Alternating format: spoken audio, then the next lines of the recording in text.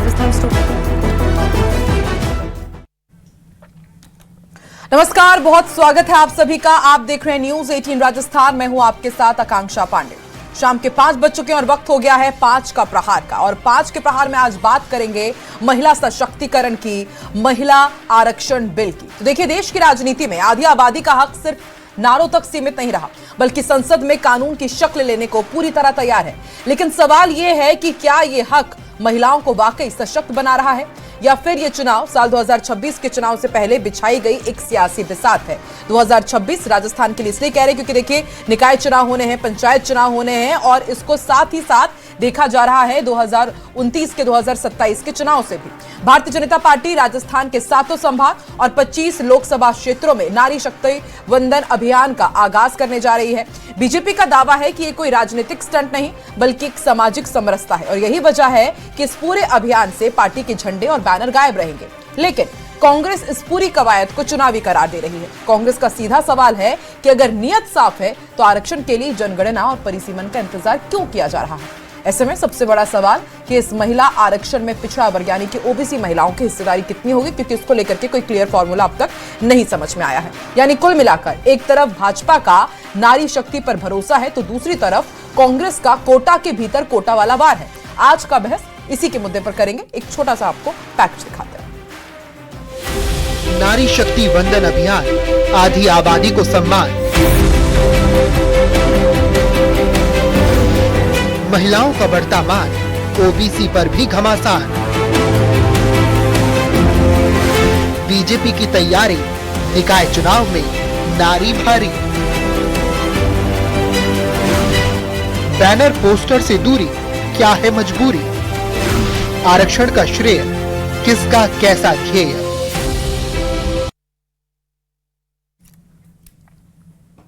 तो नारी शक्ति वंदन अधिनियम सशक्तिकरण है या फिर सियासत है? सवाल सीधा है कि श्रेय किसका है, ध्येय क्या है। देखिए, कहा जा रहा है, पूछा जा रहा है कि महिलाओं को हक देने के लिए बाकी ऐतिहासिक कदम है, या फिर चुनाव से पहले भावनाओं को साधने का एक तरीका है। क्योंकि देखिए, क्रोनोलॉजी आपको समझनी होगी। जब चुनाव नजदीक होते हैं तो इस तरह के दाव हर बार चले जाते हैं, और महिलाओं के ऊपर इतना ज्यादा फोकस इसलिए है क्योंकि हालिया में जितने भी चुनाव हुए हैं उसमें आपने देखा, भले वो महाराष्ट्र हो, छत्तीसगढ़ हो, मध्य प्रदेश हो, तमाम राज्यों में महिलाओं ने जिस तरीके से बम्पर वोटिंग की है और सत्ता दिलाई है, और उसके बाद तमाम सियासी दल ये अच्छे से जानते हैं कि देखो, महिलाओं को साध लिया तो आप सत्ता को भी साध लेंगे। और एक बड़ा पैनल इस वक्त हमारे साथ जुड़ रहा है, उनसे यही चर्चा करेंगे कि महिलाओं के लिए आप जो बिल लेकर के आ रहे हैं, ये वाकई सशक्तिकरण है या फिर सियासत हो रही है। एक बड़ा पैनल हमारे साथ मौजूद है। डॉक्टर निमिषा गौड़ हमारे साथ जुड़ेंगे, बीजेपी का ये पक्ष रखेंगी।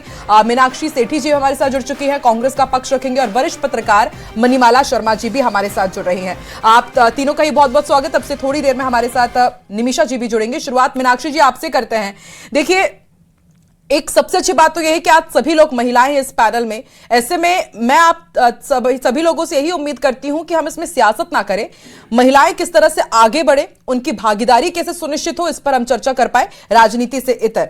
तो चलिए शुरुआत करते हैं। मीनाक्षी जी, आप इसे चुनावी स्टंट करार दे रही हैं, तो फिर इतने सालों से सत्ता तो आपके पास भी थी, केंद्र में भी, राजस्थान में भी, तब आपने महिलाओं के सशक्तिकरण से जुड़ा हुआ कोई बिल आप लोग क्यों नहीं लेकर आए? तब आपने महिलाओं की आवाज क्यों नहीं उठाई?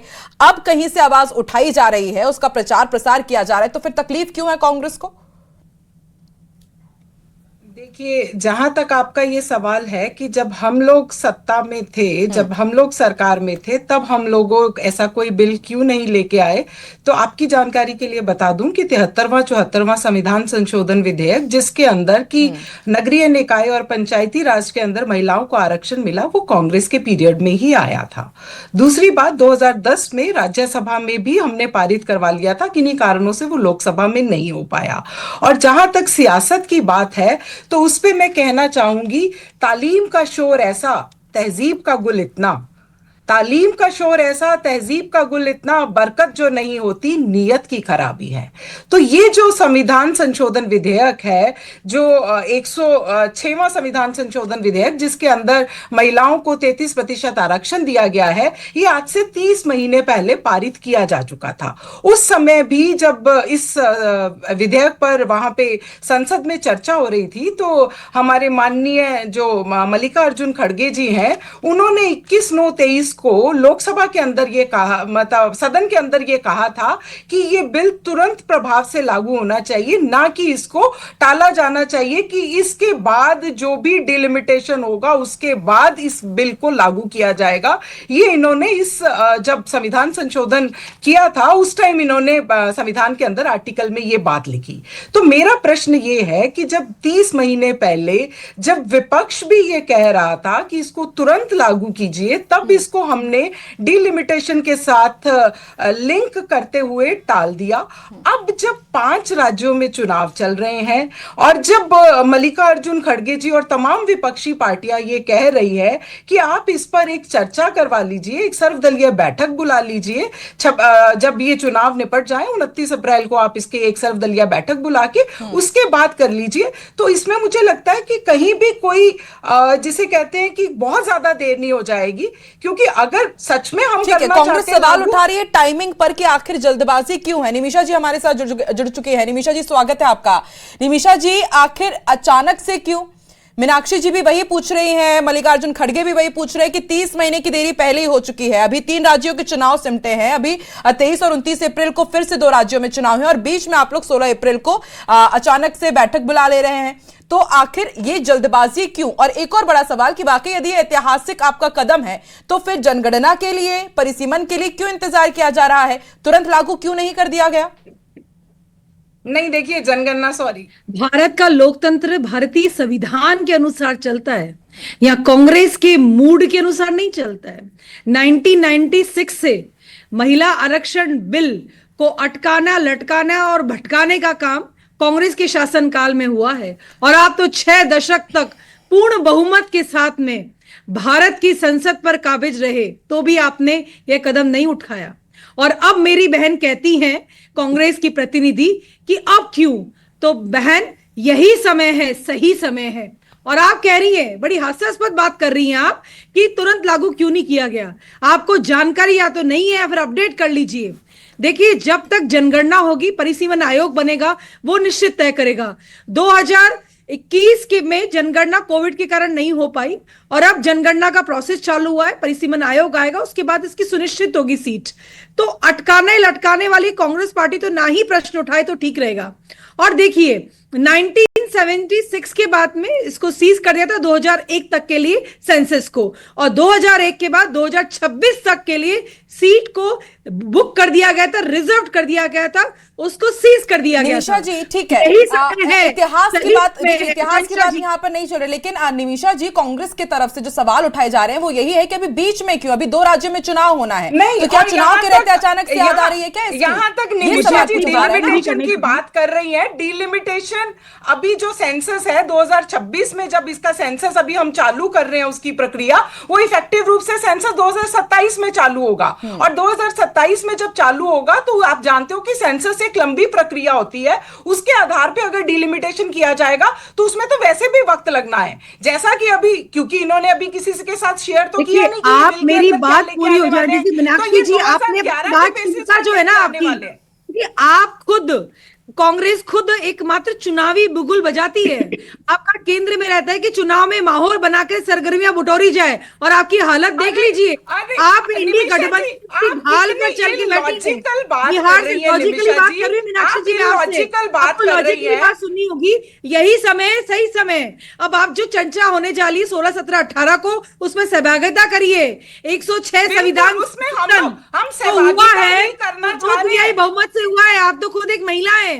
आप कह रही है पंचायती राज में आरक्षण आया तो आया, ग्रामीण क्षेत्र में महिलाओं की शिक्षा, स्वास्थ्य, सब में सहभागिता बढ़ी है। हम तो कहते हैं कि नारी जब नेतृत्व करेगी तो बहुत अलग होगा, यही विडंबना है। मीनाक्षी जी, निमिषा जी, देखिए महिलाओं के अधिकार पर राजनीति कितनी होती है हम अच्छे से समझते हैं, लेकिन कुछ भी स्पष्टता नहीं हो पाती है। कांग्रेस भी याद दिलाती है कि राजीव गांधी के कार्यकाल में किया गया, फिर उसके बाद 2 मिनट मुझे मेरी बात आकांक्षा जी, भारत की राजनीति में एक मिनट मीनाक्षी जी, निमिषा जी मैं आ रही हूँ, पर्याप्त हमारे पास समय, हमारे पास एक और गेस्ट है, पैनल में एक और गेस्ट है, उनका भी मैं रुक कर लूं, उनसे भी समझना चाहूंगी। मुझे मणिमाला जी अच्छे से समझा पाएंगी। मणिमाला जी, आपने दोनों ही पक्षों को सुना। मैंने शुरुआत में आपसे कहा था कि देखिए महिलाओं से जुड़ा हुआ मुद्दा है, आधी आबादी से जुड़ा हुआ मुद्दा है, तो राजनीति इस पर नहीं होनी चाहिए, लेकिन हम समझ सकते हैं कि जब वर्ग बहुत बड़ा हो जाता है तो वो वोट बैंक ही बन जाता है। आरक्षण का नहीं, प्रतिनिधित्व का ये सवाल है। मणिमाला जी, आपको लगता है कि वाकई आरक्षण बिल पेश होगा, उसके बाद यदि सब कुछ और ठीक होता है तो ये गेम चेंजर साबित होगा, या फिर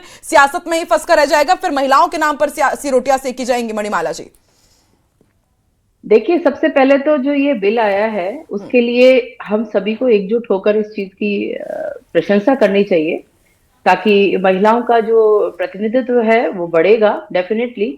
और संसद में जब आधी आबादी ज्यादा पहुंचेगी तो शायद महिलाओं के हकों को और उनकी बातों को शायद अच्छे से पहुंचा पाएं, अच्छे से बात कर पाएं, अच्छे से उनके मुद्दों को उठा पाएं।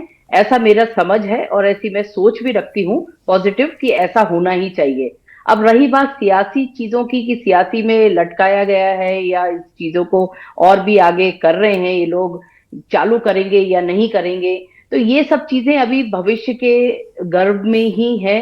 क्योंकि इतने दिनों से अगर 23 महीने पहले से ये चीज सरकार ने अपनी लागू करने के लिए बिल लाए थे और बीजेपी की सरकार पूर्ण बहुमत में है तो उन्होंने ये बिल को पास भी कर लिया था। पर अब वही बात आ जाती है कि जब अगर परिसीमन की बात है या ओबीसी आयोग की बात है या फिर जनगणना है तो उसमें फिर एक बार ये चीज बंद हो जाएगी और इस चीज को पूरी तरह लागू अभी नहीं किया जा सकता अगर कॉन्क्रीट रूप से ग्राउंड लेवल पे देखे जाए तो। अगर ये बीजेपी सरकार 33% बिल के लिए उनके आरक्षण के लिए अगर इन सभी चीजों का अगर वेट करती हैं, इंतजार करती हैं, तो डेफिनेटली इस चीज में लागू करने में डिले होगा।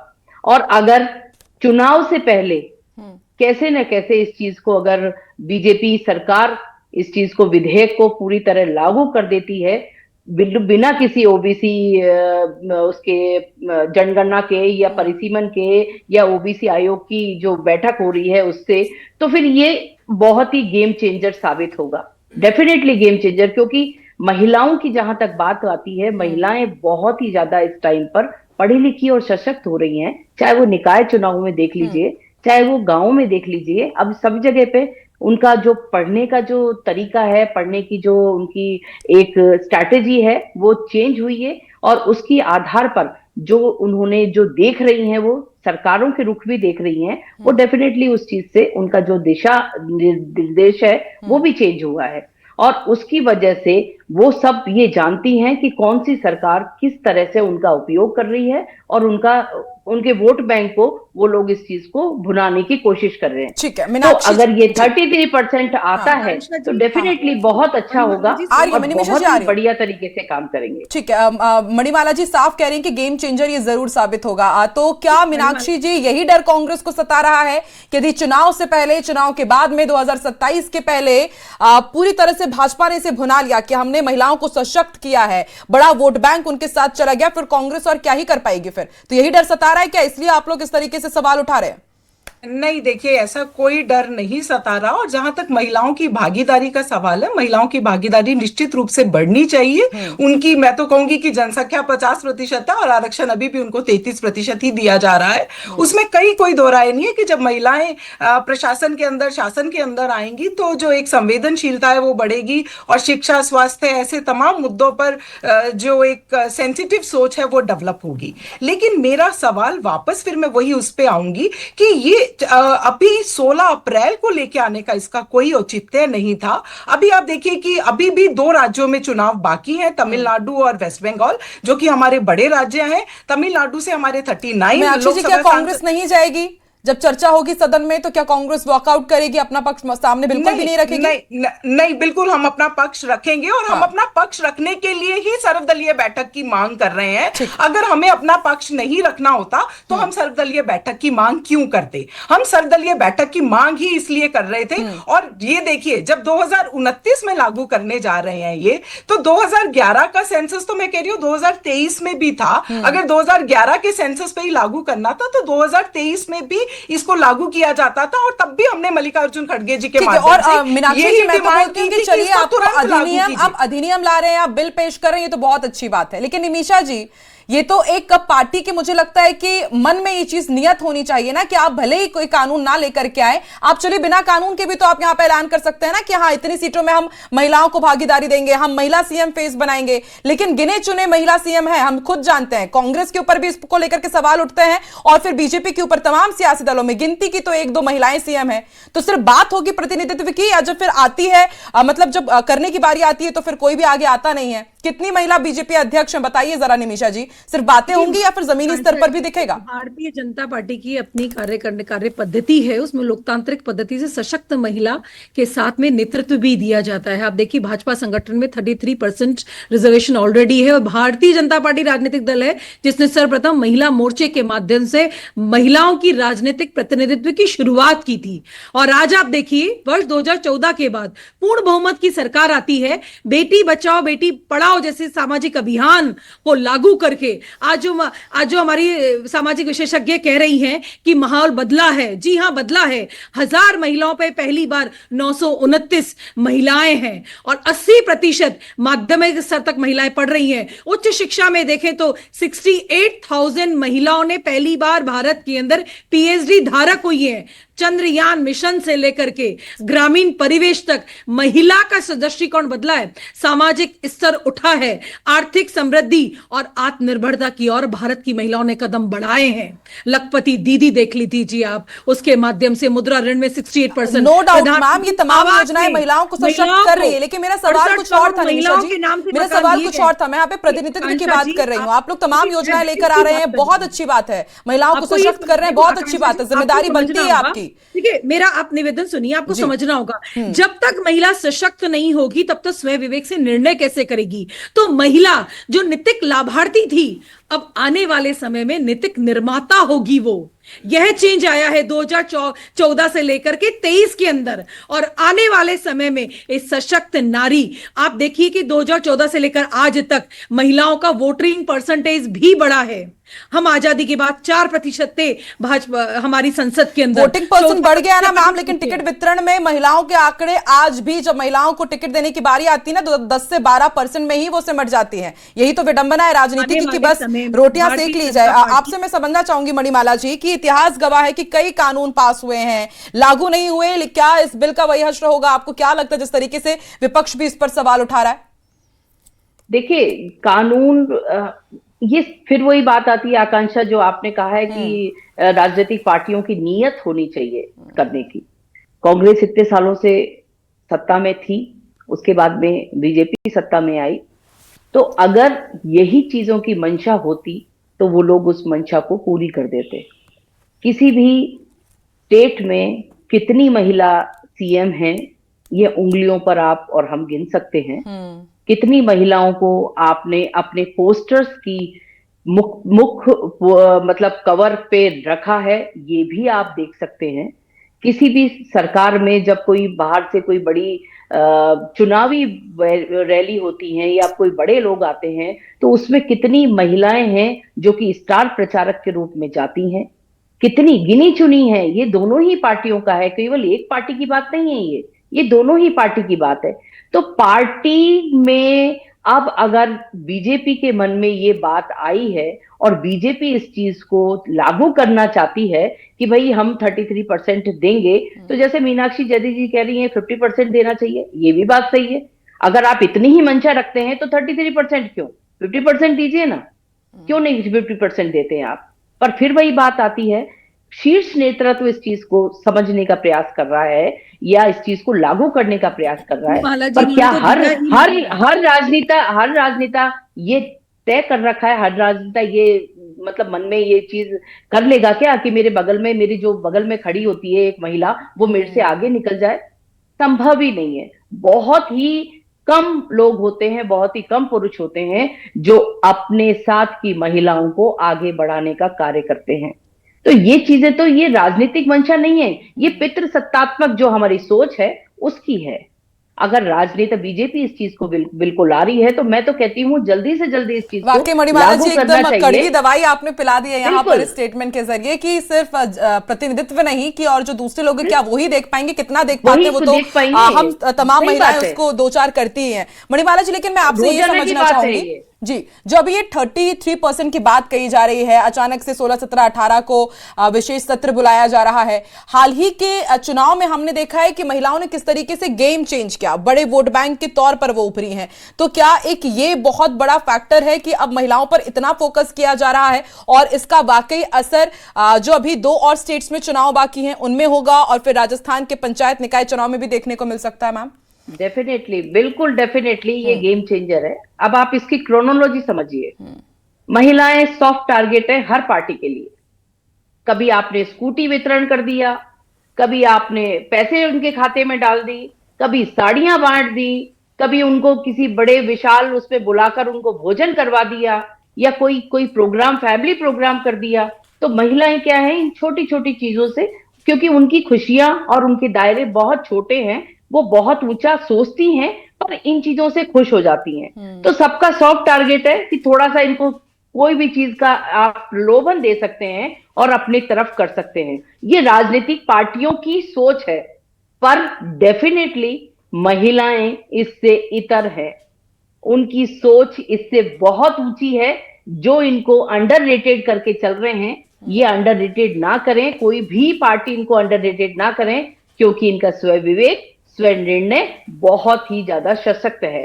आज स्थिति यह है, कोई भी महिला अपने घर में अपने पति या अपने बुजुर्गों की जो कहते हैं यहाँ पर वोट डालो, उसको सुनकर वोट नहीं डाल रही है।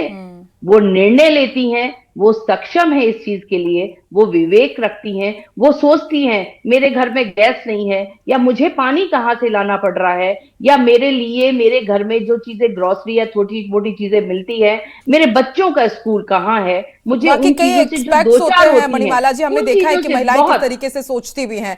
निमिषा जी आपसे अब मैं थोड़ा ठीक है राजस्थान के परिप्रेक्ष्य में बात करते हैं। निमिषा जी, आप लोग जो अभियान चला रहे हैं खासतौर पर, उसमें अभियान में पार्टी के कोई भी बैनर झंडे नहीं होंगे, आप लोग इसे सामाजिक जागृति का नाम दे रहे हैं। क्या वजह है मैम कि आप इसमें पार्टी के कोई भी बैनर या झंडे नहीं लेकर के जा रहे हैं? क्योंकि कांग्रेस तो इस पर सवाल उठा रही है, वो तो ये कह रही है कि आप लोग तो पूरी तरह से चुनावी स्टंट ही कर रहे हैं। देखिए, कांग्रेस तो यहाँ पर जैसलमेर, बीकानेर की कांग्रेस की बैठकों में जो संगठन स्तर की जो बैठकें हैं, जो उसमें जिस तरह से गुटबाजियां और हाथापाई हो रही है, वो देखने लायक है। राजस्थान में कांग्रेस के मुट्ठी भर भी नेता नहीं है जो ये बात कर सकें, कटाक्ष करें। मात्र घटनाओं पे प्रतिक्रिया तक सीमित हो चुकी राजस्थान की कांग्रेस। भारतीय जनता पार्टी सामाजिक अभियान के साथ में जन जागरूकता लाएगी, क्योंकि हमारा एकमात्र उद्देश्य यह नहीं कि नेतृत्व के साथ में हम महिला को सशक्त भी करेंगे, और हम यह नहीं निर्धारित करते कि एक क्षेत्र या एक परिवार नहीं, हम हर महिला को सर्वसमावेशी विकास के साथ जोड़ रहे हैं। आज हमारे राजस्थान के विकास पुरुष, हमारे मुख्यमंत्री जी कहते हैं बेटी पढ़ेगी तभी समाज आगे बढ़ेगा। राजस्थान को 2030 तक $350 बिलियन की अर्थव्यवस्था बनाने का संकल्प सशक्त नारी के साथ में हमारे मुख्यमंत्री जी ने। फिर कांग्रेस तो सवाल ये भी उठा देती है कि फिर वसुंधरा राजे सिंधिया को क्यों हटाया गया? वो तो थी, अच्छा काम कर रही थी, तो फिर भजनलाल शर्मा जी को क्यों बैठा दिया गया? यहाँ पे आप लोग महिला को सशक्त करने की जब बात करते हैं तो फिर देखिए आकांक्षा जी, वो सर्वमान्य नेता हैं, हमारी राष्ट्रीय उपाध्यक्ष है। आज भी हम उनके मार्गदर्शन में, उनके नेतृत्व में कार्य कर रहे हैं और वो महिलाओं की आदर्श है। और आज आप देखिए हमारी राजस्थान की वित्त मंत्री, हमारी उप मुख्यमंत्री जी के बजट आज जैसे जैसे बजट आते आते लागू होते हैं और वो खुद मॉनिटरिंग करती हैं। तो महिला सशक्त है राजस्थान की और आगे बढ़ रही है। और हमारी जयपुर की सांसद मंजू शर्मा जी जो इस कार्यक्रम की संयोजक है, उनके नेतृत्व में एक सामाजिक जागरूकता अभियान लाया जाएगा, जिसमें विद्यालय महाविद्यालय से जुड़ी बच्चियों के साथ में महिलाओं के साथ में सशक्त करेंगे। नारी सशक्तिकरण अधिनियम 2023 भारत का ऐतिहासिक अधिनियम है, जिसमें आधी आबादी 47 करोड़ महिलाओं को आने वाले समय में संसद के अंदर बैठने को एक हमारा सौभाग्य और हो। महिलाएं जिस तरीके से आवाज उठाती हैं, घर को चलाती हैं, तो मुझे लगता है मैम कि अब जब उनको मौका मिलेगा और समाज को आगे बढ़ाने का, राजनीति को आगे बढ़ाने का, तो और अच्छे परिणाम उसके देखने को मिलेंगे। मीनाक्षी जी, चलिए इन लोग तो गिना भी दे रहे हैं कि इनके पास महिला प्रतिनिधित्व है। कांग्रेस का बताइए जरा, राजस्थान में क्या हाल है महिलाओं को लेकर के, वो तो हम देख ही रहे हैं। आप लोगों के पास तो एक बहुत बड़ा ऐसा फेस भी नहीं है, कोई वुमेन फेस, जिसको आप लोग आगे कर सके और बोले कि देखिए हमने इन्हें आगे बढ़ाया है और अब ये पूरे कांग्रेस की कमान संभाल रही हैं।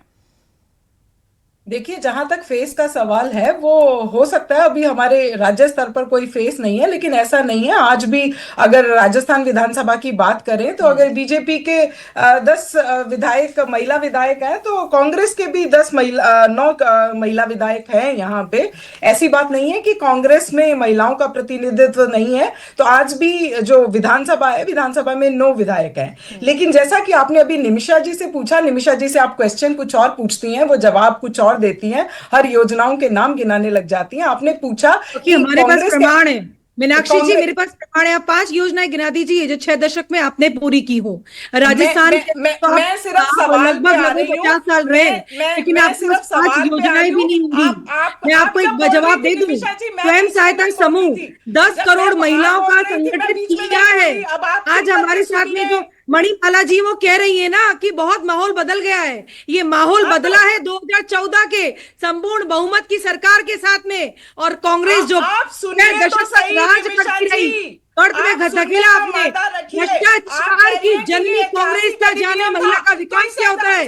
आपने एक परिवार की चाकरी के अलावा भारत की महिला की कभी चिंता नहीं की। चिंतन किया तो एक परिवार से तो इससे पहले भी बहुमत और राजस्थान के अंदर जो हश्र किया है आपने, आप आरक्षण तो लेकर आ गए पंचायती राज में, लेकिन पार्षद पति और सरपंच पति को जन्म देने वाली कांग्रेस कभी महिलाओं को सशक्त नहीं कर सकती। नियमों के नाम पर आप एसी कमरे में बैठ करके नियम बनाते हैं। मीनाक्षी जी, देखिए ये बहुत बड़ा सवाल तो है ही कि प्रॉक्सी पॉलिटिक्स है। बिल्कुल, प्रॉक्सी पॉलिटिक्स से कैसे बचेंगे, प्रॉक्सी पॉलिटिक्स से कैसे बचेंगे, क्योंकि हमको पता है कि आप लोग भले ही, एक मिनट निमिषा जी, पद भले ही हम दे दें किसी भी महिला को कहिए कि जब उनकी बारी होती है तो वो बोलती है, तो मैं बीच में इंटरप्ट नहीं करती, तो उनके भी सुनने का मादा होना चाहिए। निमिषा जी, एक मिनट उनको बात पूरी करने दीजिए ना मीनाक्षी जी को। निमिषा जी, मैं आ रही हूँ, जानते हो निमिषा जी आ रही हूँ। मीनाक्षी जी, अपनी बात पूरी कर लीजिए आप। स्वागत करिए निमिषा जी, 1 मिनट। जी मीनाक्षी जी, अपनी बात पूरी कीजिए। और मैं यही कह रही हूं कि जब आप खुद मान रही हैं कि ये एक ऐतिहासिक अधिनियम था, तो उस ऐतिहासिक अधिनियम को हम कह रहे थे 30 महीने पहले ही लागू कर दीजिए। तब क्यों नहीं किया? क्योंकि तब इनको ये 2024 के चुनाव से पहले सिर्फ एक स्टंट लेके आना था। अगर तब लागू हो जाता तो 2024 के लोग। मीनाक्षी जी, अपनी देखिए ये समय ही बताएगा कि इस चुनावी स्टंट का फायदा कितना मिल पाता है, किसे मिल पाता है और जनता के बीच क्या नैरेटिव चाहता है। लेकिन देखिए, महिलाओं के अधिकार पर राजनीति नहीं होनी चाहिए, स्पष्टता चाहिए, क्योंकि सवाल सिर्फ आरक्षण का नहीं है, प्रतिनिधित्व का भी है। बहुत बहुत शुक्रिया मणिमाला जी, मीनाक्षी जी, निमिषा जी हमारे साथ जुड़ने के लिए, आप तीनों का। तो देखिए, आधी आबादी का मान फिर क्यों घमासान, एक बहुत बड़ा वोट बैंक के तौर पर अब महिला वर्ग उभरा है, और इसलिए तमाम सियासी दल जानते हैं कि यदि हमने महिलाओं को साथ लिया तो हमें सत्ता मिल ही जाएगी। लेकिन महिलाएं बहुत समझदार हैं, सोच समझकर वो फैसला लेती हैं। अब आने वाले चुनाव में क्या स्टंट का फायदा किसे कितना मिलता है, वो स्पष्ट जनादेश के थ्रू हो ही जाएगा। बहुत बहुत शुक्रिया हमारे साथ 5 के प्रहार में जुड़ने के लिए। देखते रहिए न्यूज़ 18 राजस्थान।